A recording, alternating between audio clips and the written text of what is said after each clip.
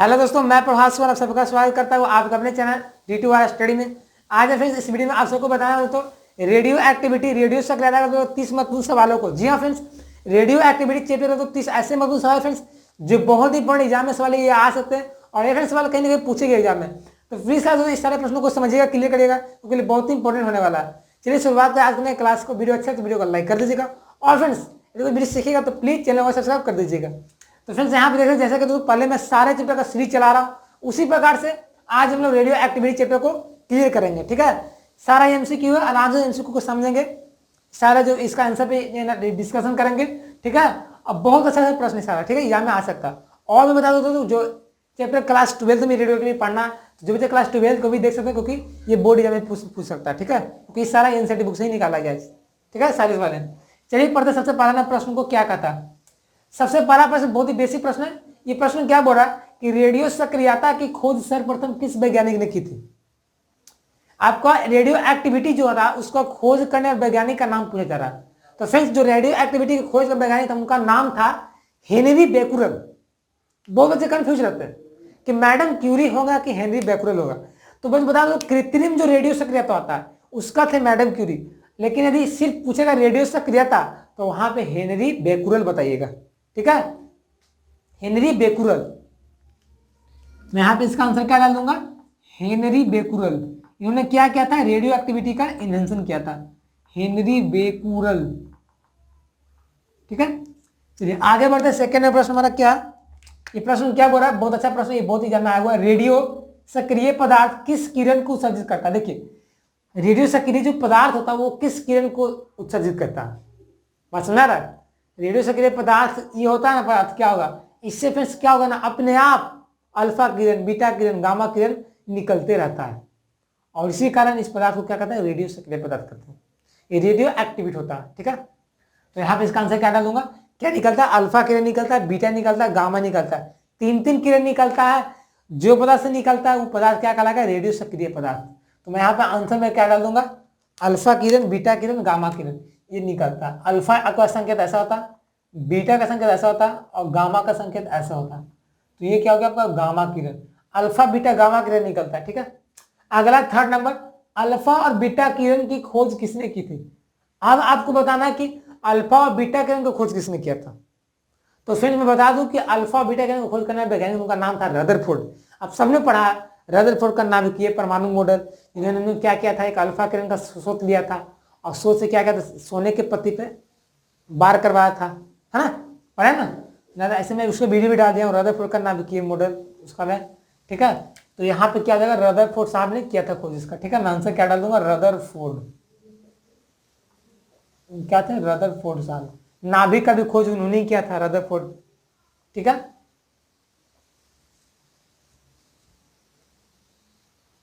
Electron का कौन किए थे, इलेक्ट्रॉन का क्या हुआ, इन्होंने किया था। ठीक है, चलिए आगे आता है 14 नंबर, अल्फा किरण है, अल्फा किरण का आपको बताना है। ठीक है, अल्फा किरण का आपको बताना है कि है क्या होता है अल्फा किरण। तो फ्रेंड्स अल्फा किरण पता है क्या होता है, अल्फा किरण तो हीलियम का नाभिक होता है। क्या होता है, हीलियम का नाभिक होता है। आप पढ़े हैं हीलियम क्या होता है, एची होता है ना, तो एची क्या होता है, एची होता है He2 पढ़े हम लोग। तो एची जो +2 होता है ना, ये भी क्या होता है, हीलियम होता है। He+2 क्या होता है, हीलियम होता है। ठीक है, He++।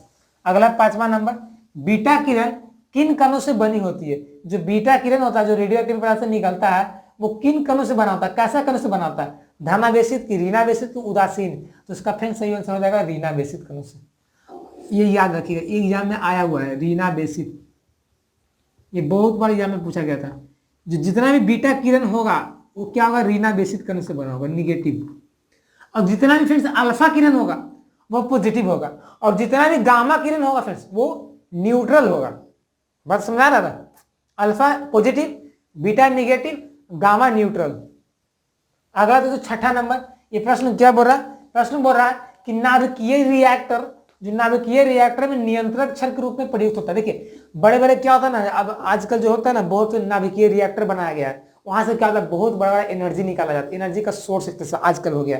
तो नाभिकीय रिएक्टर पता क्या होता है, न्यूट्रॉन को क्या करना रहता है ना, अवशोषित करना रहता है, न्यूट्रॉन को ऑब्जर्व करना रहता है। तो वहां पे हम लोग क्या करते हैं, नियंत्रक छड़ का उपयोग करते हैं। तो छड़ किससे बनता है, तो छड़ फ्रेंड्स बनता है बोरॉन से।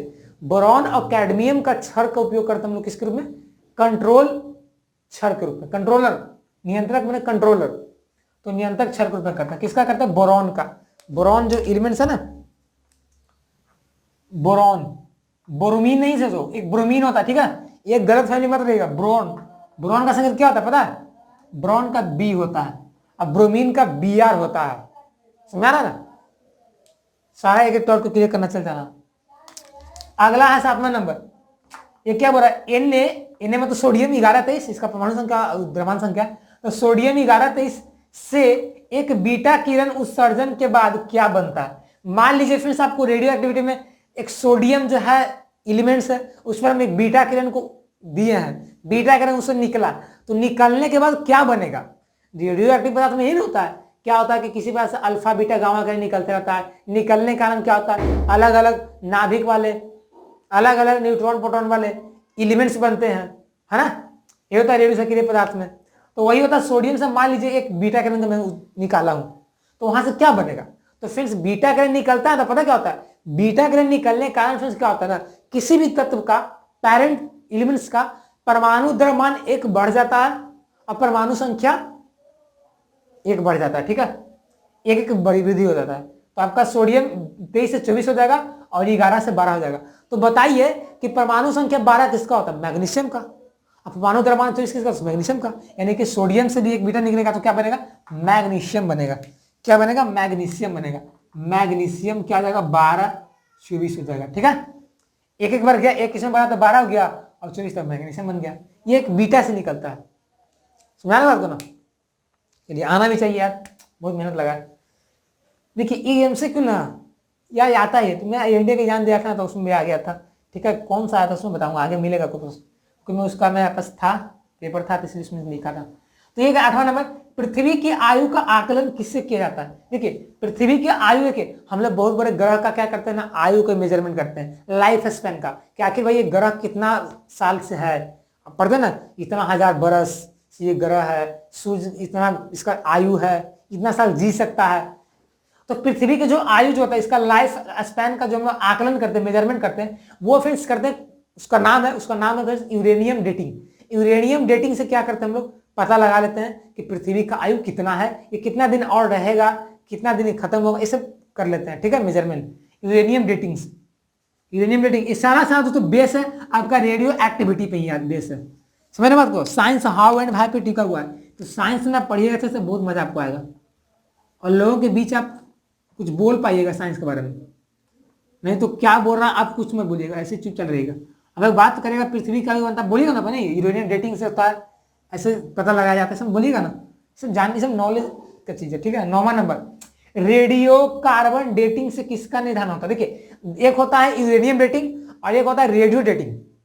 तो रेडियो डेटिंग से पता क्या करते हैं, जीवाश्म की जानकारी प्राप्त करते हैं। सर आप लोग बहुत सारे सुने होंगे, बहुत इंटरेस्टिंग फैक्ट है कि डायनासोर्स मरे गए थे, जो अपने आप को नेचर में नहीं अपना कंट्रोल कर पाए थे, नहीं अस्तित्व में रहे थे, इसलिए कुछ प्रकृति में बदलाव हुआ, मर गए। तो कैसे आज पता लगा लेते हैं कि वो इतना साल बाद ये बदलाव हुआ था, इतना साल बिग बैंग थ्योरी आया था, इतना साल बाद जीवाश्म इसका है, इतना पुराना है। तो ये सारा का सारा फ्रेंड्स रेडियो कार्बन डेटिंग से होता है। तो मैं यहाँ पे आंसर क्या डाल दूंगा, जीवाश्म की आयु में, जीवाश्म की आयु के निर्धारण में कार्बन डेटिंग का प्रयोग करते हैं। मैं आंसर इसका क्या डाल दूंगा, जीवाश्म। इसका अंग्रेजी में क्या कहेंगे, fossil dating. Fossil dating carbon जीवाश्म की जीवाश्म डेटिंग में दिया, जीवाश्म की आयु के निर्धारण में क्या करते हैं, कार्बन डेटिंग का प्रयोग करते हैं। और उसमें तो कार्बन डेटिंग में कार्बन 14 होता है उपयोग। अगला 10वां नंबर, परमाणु बम का आविष्कार किसने किया था। देखिए परमाणु बम आजकल जो भी देश रख रहा है इसको बहुत शक्तिशाली बन जाता है, ठीक है। शक्तिशाली किस विषय पे कहा जाता है, जिसको ज्यादा परमाणु बम हो, ऐसे ही माना जा सकता है। तो परमाणु बम जो होगा ना, वो आविष्कार किसने किया था, ऑटो हान। ऑटो हान एक साइंटिस्ट है, उन्होंने ही किया था परमाणु बम का आविष्कार, एटम बम। ऑटो हान साथ है, उन्होंने ही किया था। तो ऐसा मीनिंग गलत है, ऑटो हान ही है, ठीक है, ऑटो हान है, उन्होंने परमाणु बम का आविष्कार किया था। 11वां नंबर है, परमाणु शक्ति संयंत्र किस सिद्धांत पर आधारित होते हैं, एटम देखिए परमाणु शक्ति संयंत्र संयंत्र होता है बहुत बड़ा बड़ा, वहाँ पे होता है एक तरह से इंडस्ट्री टाइप का लगा रहता है, वहाँ पे परमाणु वगैरह कुछ वहाँ से एनर्जी बना जाता है, ठीक है, विखंडन से, संलयन से, फ्यूजन वगैरह वहाँ पे होता रहता है, फ्यूजन फिजन तो बनता है वहाँ पे, ठीक है। तो वही होता है परमाणु जो शक्ति संयंत्र होता है वो किस सिद्धांत पर आधारित होता है, तो वो फ्रेंड्स आधारित नाभिकीय विखंडन पे। वहाँ पता क्या होता है, नाभिकीय विखंडन होता है, बड़े बड़े नाभिकों को तोड़ा जाता है छोटे छोटे नाभिकों में, जिससे क्या होता है वहाँ से बहुत बड़ा एनर्जी मिलता है, उस एनर्जी को हम लोग बहुत सी चीज़ में लाते हैं, ठीक है। ये सब हो गया, इसका मैं आंसर क्या डाल दूंगा, नाभिकीय विखंडन, न्यूक्लियन फ्यूजन, और नाभिकीय न्यूक्लियन न्यूक्लियस फ्यूजन, ये नाभिकीय विखंडन हो जाएगा। तो नाभिकीय विखंडन कहां पे होता है, परमाणु शक्ति संयंत्र में, ठीक है। आगे बढ़ते हैं हम लोग 12 नंबर, किस प्रकार की अभिक्रिया में सर्वाधिक हानिकारक विकिरण उत्पन्न होता है। देखिए वो कौन सा रिएक्शन है जिसमें सबसे ज्यादा हार्मफुल रेडिएशन उत्पन्न होता है, तो वो फ्रेंड्स है नाभिकीय विक्रिया। जो नाभिकीय विक्रिया हम लोग पढ़ते हैं ना, अभी तक पढ़ रहे हैं रेडियो एक्टिविटी, वो सबसे खतरनाक विक्रिया होता है, उसमें अल्फा बीटा जो गामा किरण निकलते हैं ना वो बहुत ही खतरनाक होते हैं शरीर के लिए, समझा ना। क्योंकि देख सकते हैं कि भाई एक ऋणावेशित है एक धनावेशित है, तो भाई ना शरीर हम लोग के अंदर जाएगा तो आयोनाइजेशन होने लगेगा, कुछ प्रोसेस हो जैसे सेल वगैरह मरने लगेंगे, तो बहुत खतरनाक होता है गामा किरण अल्फा बीटा, ठीक है, इसीलिए याद रखिएगा। तो क्या होता है नाभिकीय विक्रिया, क्या होता है उसमें क्या होता है सबसे ज्यादा हानिकारक विकिरण निकलते हैं, नाभिकीय विक्रिया, और ये सबसे महंगा भी होता है, एक्सपेंसिव होता है, बहुत ही महंगा होता है, इसलिए इसके लिए सब जगह बहुत अच्छा जगह पे इसको करना पड़ेगा, क्योंकि थोड़ा सा ब्लास्ट वगैरह हो जाएंगे तो अल्फा बीटा की गान निकलने लगेंगे। बहुत मोटा मोटा चादर की पत्ती वाला में इसमें किया जाता है, ठीक है, विखंडन रूम में। अगला, सूर्य से ऊर्जा का उत्सर्जन किसके कारण होता है। हम सब आजकल बोलते हैं कि श्रम जो है एक एनर्जी का बहुत बड़ा स्रोत है, सोर्स है, सूर्य ऊर्जा का प्रमुख स्रोत है, तो क्या क्यों बोलते हैं, उसमें क्या आखिर है सूर्य में, सन में आखिर क्या है कि इतना एनर्जी अपने आप प्रोड्यूस हो रहा है। तो ये फ्रेंड्स वहां पे पता क्या होता है, नाभिकीय क्या होता है, सूर्य तो सूर्य में क्या होता है नाभिकीय संलयन होता है, नाभिकीय संलयन के कारण क्या होता है ना सूर्य बहुत हीलियम है, हीलियम बहुत ज्यादा मात्रा में सूर्य में, तो जिसके कारण क्या होता है सन में ना लगातार एनर्जी उत्पन्न होता था नाभिकीय संलयन के प्रोसेस से, ठीक है। तो इसके कारण वहां बहुत ऊर्जा का उत्सर्जन का मेन रीजन नाभिकीय संलयन ही है, और उसमें हीलियम ज्यादा है। मैं इसका आंसर क्या डाल दूंगा, नाभिकीय संलयन, न्यूक्लियन फ्यूजन। अगला 14 नंबर, हाइड्रोजन बम किस सिद्धांत पर कार्य करता है। देखिए हाइड्रोजन बम जो होता है किस सिद्धांत पर कार्य करता है, तो वो फ्रेंड्स कार्य करता है नाभिकीय संलयन में ही। हाइड्रोजन बम क्या करता है, एक हाइड्रोजन बम होता है फ्रेंड्स, एक होता है परमाणु बम, ठीक है, उसमें मैं प्रश्न लिया हूं। तो ये हाइड्रोजन बम जो होगा ना वो फ्रेंड्स कार्य करता है नाभिकीय संलयन पे, नाभिकीय संलयन पे कार्य करता है, ठीक है। अगला 15वां नंबर, रेडियो सक्रियता दर का ऐसा मात्रक क्या होता है, रेडियो एक्टिविटी रेट का ऐसा मात्रक क्या होता है। तो फ्रेंड्स इसका जो ऐसा यूनिट होता है फ्रेंड्स वो होता है बेकुरल, जो साइंटिस्ट है ना जिन्होंने खोज किया था हेनरी बेकुरल साहब, उन्हीं के सम्मान में रेडियो सक्रियता का ऐसा यूनिट रखा गया बेकुरल। ऐसे इसका क्यूरी भी होता है, इसका डीपीएस भी होता है, डीके पर सेकेंड, ठीक है, इसका 3 होता है, ठीक है, डीपीएस होता है और आपका बेकुरल होता है, हेनरी भी होता है, सॉरी हेनरी क्यूरी होता है। तो मैं इसका क्या डालूंगा, बेकुरल होता है, इसका BQ से हम लोग डिनोट करते हैं, BQ, ये क्या होगा ऐसा यूनिट हो गया रेडियो एक्टिविटी रेट का। तो फाइनली फ्रेंड्स ये आपको 15 प्रश्नों को आपको नोट कर लेना चाहिए, ठीक है, ताकि मैं इसके आगे के प्रश्नों को आपको बताऊंगा, ठीक है, पहले इस बार नोट करिए, फिर मैं आगे 15 प्रश्नों को मैं अभी क्लियर कराता हूँ, ठीक है।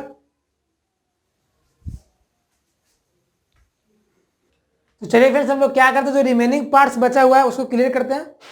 तो पहला 16 प्रश्नों को क्या कर, देखिए प्रश्न क्या बहुत अच्छा प्रश्न है, ये क्या बोल रहा है, नाभिकीय रिएक्टर में मंदक के रूप में प्रयोग होता है। देखिए मंदक का मतलब क्या होता है, मंदक यानी कि उसका जो रिएक्शन का जो रेट है उसको कम कर देना, ठीक है। इसके पहले हम लोग क्या देखते हैं नियंत्रक के रूप में जो ब्रोमीन का क्षण था, ठीक है, लेकिन मंदक के रूप में यदि पूछा जाता तो वहां पर होता है भारी जल हेवी वाटर, इसका केमिकल फॉर्मूला होता है D2O, ड्यूटेरियम ऑक्साइड इसको बोलते हैं, ठीक है, तो हम लोग उसका यूज करते हैं, ठीक है, नाभिकीय रिएक्टर में किसका यूज करते हैं, D2O का मतलब क्या होता है भारी जल, ठीक है, इसको गुरु जल भी बोला जाता है, जिसका खोज यूरो साहब ने किया था, यूरो, ठीक है, यूरे नाम से निकलता है, 17 में क्या है, विखंडन की प्रक्रिया उत्तरदायी होती है। देखिए विखंडन जो फ्यूजन होता है, जो बड़े बड़े जो नाभिक होते हैं, न्यूक्लियस होते हैं, टूट के छोटे छोटे बनाते हैं, तो वो किसके लिए उत्तरदायी होता है? तो हम लोग क्या करते हैं, परमाणु से ऊर्जा उत्पन्न करते हैं ना, इसीलिए उत्तरदायी होता है। तो आपको ऑप्शन दे देगा परमाणु से ऊर्जा उत्पन्न करने के लिए, कि परमाणु से ऊर्जा देने के लिए, या अवशोषण के लिए, बहुत कुछ अलग ऑप्शन देगा। बट जो विखंडन मेन रूप से होता है वो परमाणु से ऊर्जा उत्पन्न करने के लिए ही होता है। ठीक है, मैं इसका आंसर क्या डाल दूंगा, परमाणु से ऊर्जा उत्पन्न के लिए या प्राप्त करने के लिए। ठीक है, क्योंकि जो नाभिकीय जो रिएक्शन होता है ना, नाभिकीय रिएक्टर, वहां पे बहुत ज्यादा मात्रा में आपको एनर्जी मिल जाएगा। जैसे देख रहे हैं आप सन का example, as for example sun जो नेचुरल स्टार है, कितना एनर्जी उत्पन्न करता है, देख रहे हैं ना, पूरा एकदम पृथ्वी को एकदम एनर्जी देता है, हीट देता है। ठीक है, एनर्जी का बहुत बड़ा सोर्स है, उसके बिना समझिए कि कुछ हो सकता है। ठीक है, जितना पृथ्वी बहुत से चीजें हो रहा है, लिविंग थिंग्स है, सब सन पे ही बेस है, उस पर डिपेंड है। 18 नंबर, कैंसर के उपचार में किस किरण का उपयोग करते? देखिए कैंसर वगैरह किसी को होता है तो वहां पे क्या होता है ना, वहां पे एक रे है, एक किरण है, हम लोग उसका उपयोग करते हैं, जिससे क्या होता है, उसको उपचार में, उसके ट्रीटमेंट में। ठीक है, ट्रीटमेंट में तो वो किरण का दोस्तों नाम है गामा किरण, याद रखिएगा।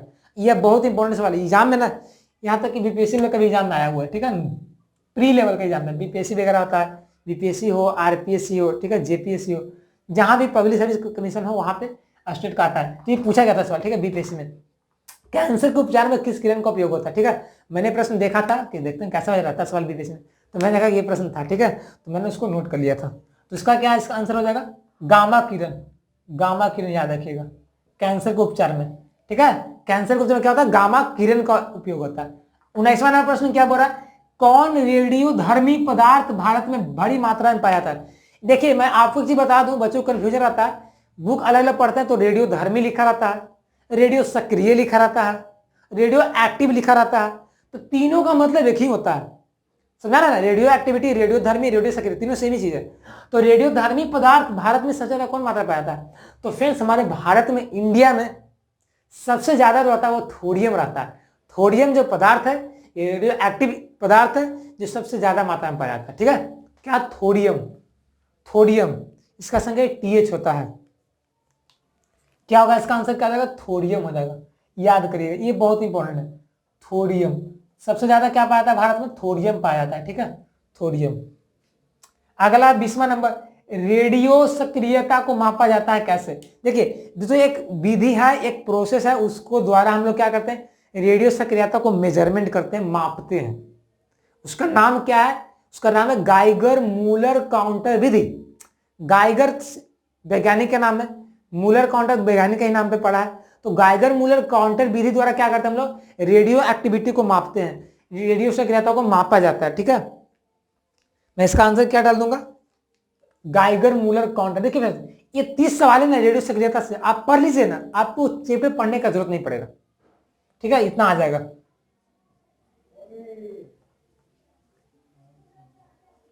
तो गाइगर मूलर काउंटर,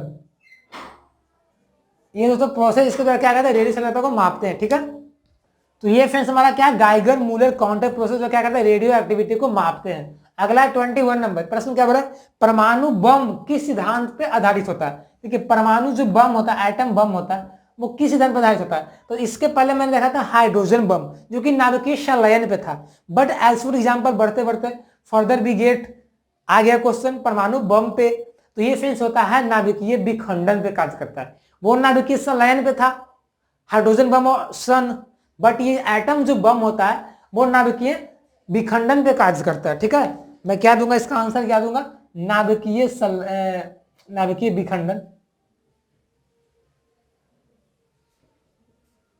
ये नाभिकीय विखंडन पे कार्य करता है, परमाणु बम, एटम बम।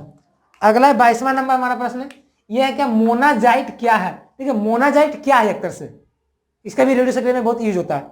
तो मोनाजाइट फ्रेंड्स क्या है, थोडियम का अयस्क है। थोडियम का क्या अयस्क है? मैं इसका आंसर क्या डालूंगा, मोनाजाइट क्या, थोडियम, जो सबसे इंडियन सबसे ज्यादा पाया जाता है। क्या ये थोडियम का अयस्क, ओर्स, थोडियम का क्या अयस्क है। अगला फ्रेंड्स हमारा 23वां नंबर, ये क्या है प्रश्न, कि फोटोग्राफी प्लेट को कौन सा अधिक क्षति पहुंचाता है या प्रभावित करता है। तो फ्रेंड्स ये अल्फा बीटा गामा में से ही कोई एक है, और वो है फ्रेंड्स आपका अल्फा किरण। जो अल्फा जो किरण है फ्रेंड्स, रे है, अल्फा रे, वो सबसे ज्यादा क्षय करता है किसको? फोटोग्राफिक प्लेट को। ठीक है। अगला 24 नंबर, परमाणु बम में किस तत्व का उपयोग करते हैं? ये बहुत इंपॉर्टेंट सवाल है। हम तो सब जान गए कि परमाणु बम भाई नाभिकीय संलयन पे कार्य करता है, सॉरी परमाणु बम नाभिकीय विखंडन पे कार्य करता है। ठीक है। इसका ट्रिक है पबी और हंसी। पबी और हंसी, पबी मतलब परमाणु विखंडन और हंसी मतलब हाइड्रोजन संलयन। ठीक है। तो ये हो गया परमाणु बम, क्या होगा? विखंडन पे, हाइड्रोजन संलयन पे। तो जो परमाणु बम में दोस्तों रहता है वो रहता है दो चीज रहता है। एक रहता है क्या? यूरेनियम रहता है, और एक प्लूटोनियम रहता है। यूरेनियम रहता है जिसका परमाणु क्रमांक 235 होता है, एंड एक रहता है प्लूटोनियम, इसका 239 रहता है। ठीक है, 239। तो यूरेनियम 235 एंड प्लूटोनियम 239, ये क्या रहता है? परमाणु बम में रहता है, एटम बम में रहता है। अगला 25 नंबर, यूरेनियम के विखंडन के फलस्वरूप क्या बनता है? देखिए जब रेडियो एक्टिविटी में पढ़ रहा है, रिएक्शन पढ़ना है, ठीक है, आपको 11th में पढ़ना है 2n+1 रिएक्शन, 2n रिएक्शन। तो उस रिएक्शन में क्या होता है ना, हम लोग एलिमेंट्स का जब लगातार विखंडन करते हैं ना, तो सबसे लास्ट में यूरेनियम के सबसे लास्ट में पता क्या बनता है? शीशा बनता है, लेड बनता है। मैं फ्रेंड्स ये पता, तो ये सवाल पता क्या पूछा गया था? जो नीट एग्जाम होता है, नीट मेडिकल का एग्जाम, वहां पे पूछा गया था ये सवाल यूरेनियम का। ठीक है, ये मैंने सब देखा था। ठीक है, नीट में पूछा गया था यूरेनियम के विखंडन सबसे लास्ट में क्या बनता है? तो लेड बनता है, शीशा बनता है। अगला 26 नंबर, हाइड्रोजन के रेडियो सक्रिय समस्थानिक कौन है? हाइड्रोजन के रेडियो सक्रिय समस्थानिक कौन है? तो इसका सही आंसर हो जाएगा आपका ट्रिटियम। ट्रिटियम जो है फ्रेंड्स आपका क्या है? हाइड्रोजन का समस्थानिक Ti13। ट्रिटियम का परमाणु संख्या क्या हो गया? 1 हो गया, और द्रव्यमान संख्या कितना? 3 हो गया। तो ट्रिटियम का क्या हो गया? समस्थानिक हो गया। किसका? हाइड्रोजन का। कैसा समस्थानिक है? ये रेडियो सक्रिय सा। अब 27 नंबर क्या है कि सबसे हल्का रेडियो सक्रिय समस्थानिक क्या है? देखिए सबसे हल्का पूछा जा रहा है, रेडियो सक्रिय तत्व जो बताना है जो सबसे हल्का हो, तो वो फ्रेंड्स ट्रिटियम ही है। क्या है? ट्रिटियम।